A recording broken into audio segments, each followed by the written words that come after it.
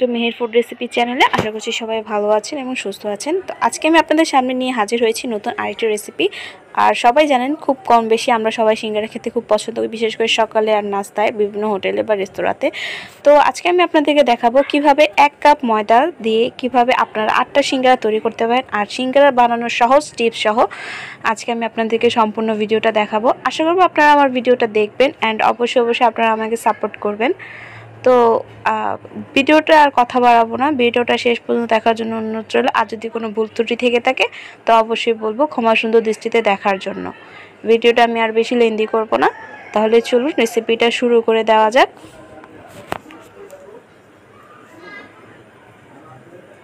এখানে আমি সিঙ্গারা পূর্ণ তৈরি করার জন্য নিয়ে নিয়েছি চিকেন, কাঁচামরিচ আর হচ্ছে পেঁয়াজ কুচি, সাথে হচ্ছে ম্যাশড করা আলু। এই পর্যায়ে এখানে আমি 1 কাপ পরিমাণে ময়দা নিয়ে নিয়েছি। যেহেতু ছোট ছোট মিনি সিঙ্গারা বানাবো তো 1 কাপ ময়দাতেই অনেকগুলো হয়ে যাবে। তো এখন পর্যায়ে আমি একটু কালো জিরা দিয়ে দিব। আর জানা কথাই সিঙ্গারাতেই তো আমরা যখন হোটেলে খাই বা রেস্তোরাঁ থেকে আমরা কিন্তু সেতে কালো জিরা পাই, খেতে কিন্তু খুব ভালোই লাগে। তো এই পর্যায়ে আমি একটু স্বাদ মতন লবণ দিয়ে দিচ্ছি।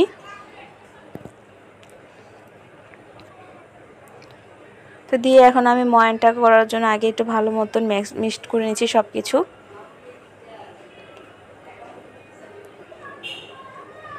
তো এই পর্যায়ে এবার একটু তেল দিয়ে আমি কিন্তু এখানে কোনো তেল ইউজ করছি না, তেল ইউজ ছাড়াই আমি আজকে ডোটা বানাবো। আর সিঙ্গারাটা তেল ইউজ ছাড়াই হবে। তো এখানে আমি পানি দিয়ে দিচ্ছি, আর এখানে আমি কোনো গরম পানি ইউজ করিনি, আমি ঠান্ডা পানি দিয়ে এটা ডোটা বানিয়ে নিচ্ছি।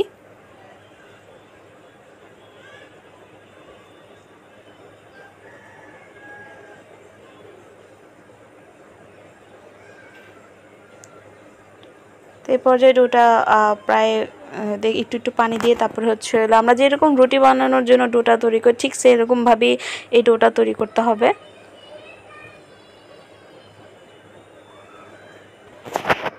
আমার ডোটা হয়ে গিয়েছে, তো এখন আমি ডোটা রেখে দিব মাত্র 10 মিনিটের জন্য।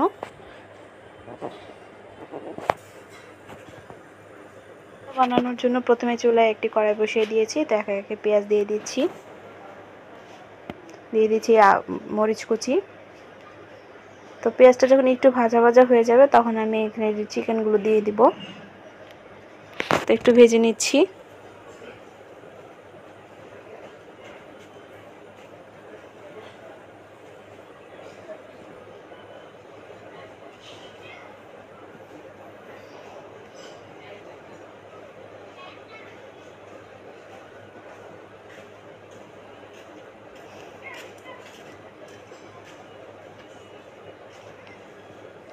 তো এই পর্যায়ে আমি এখানে একটু সামান্য পরিমাণে আদা বাটা দিয়ে দিচ্ছি, দিয়ে আবার একটু নিয়ে নিচ্ছি।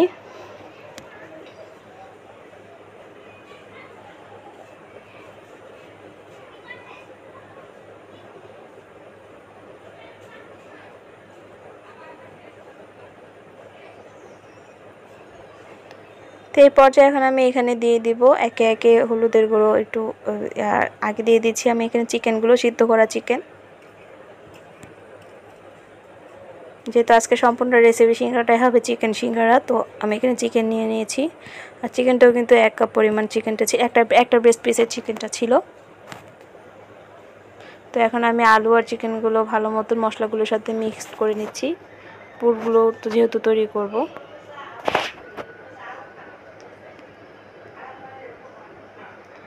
দিয়ে দিচ্ছি স্বাদ মতন লবণ, একটু হলুদের গুঁড়ো,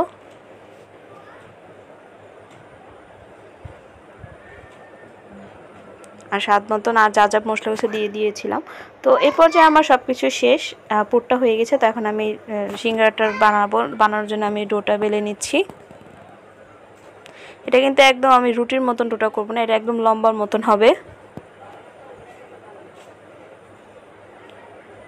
লম্বা করে দিন হচ্ছে ডোটা তৈরি। তো এখন এই যে দেখতেই পাচ্ছেন ঠিক এরকমভাবে ডোটা আপনার সিঙ্গারার জন্য তৈরি করবেন।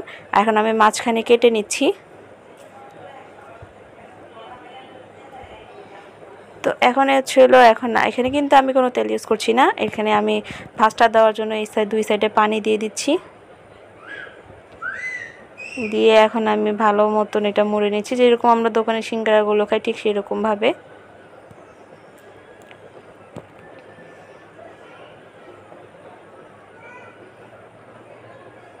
তো এই যে দুই সাইডে আমি ভালো মতন পানি দিয়ে দুটার ভিতরে আমি ভাঁজটা করে নিয়েছি। তো এখন আমি এটার ভিতরে পুরটা ভরে নিব, একটু ভালো মতন যেতে যেতেই ভরবো, জানি ভালো মতন এটা একটু ইয়া হয়ে যায়, ভরপুর দেখা যায় সিঙ্গারাটা।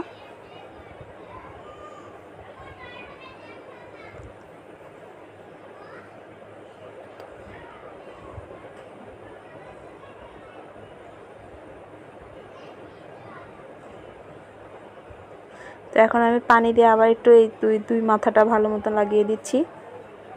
এই তো হয়ে গেল আমার সিঙ্গারার এই যে এভাবে তৈরি করাটা। দেখতেই পাচ্ছেন একদম খুব সহজে কিন্তু সিঙ্গারা করা যায়। সিঙ্গারা বানাতে কিন্তু আহামরি এত কঠিন কাজ না।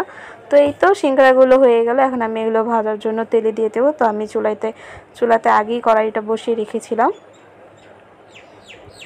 তো এই যে চুলাতে আগে তেল বসানো হয়ে গেছে। তো এখন একে একে আমি সিঙ্গারাগুলো দিয়ে দিচ্ছি সিঙ্গারাগুলো ভাজার জন্য।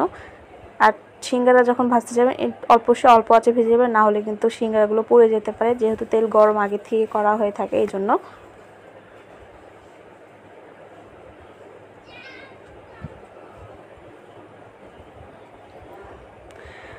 তো এই তো ভাজা হয়ে গেল, দেখতেই পাচ্ছেন সিঙ্গারাগুলো কি সুন্দর পারফেক্টলি ভাবে হয়েছে। তো আজকে এই পর্যন্তই, ভালো থাকবেন, আল্লাহ হাফেজ।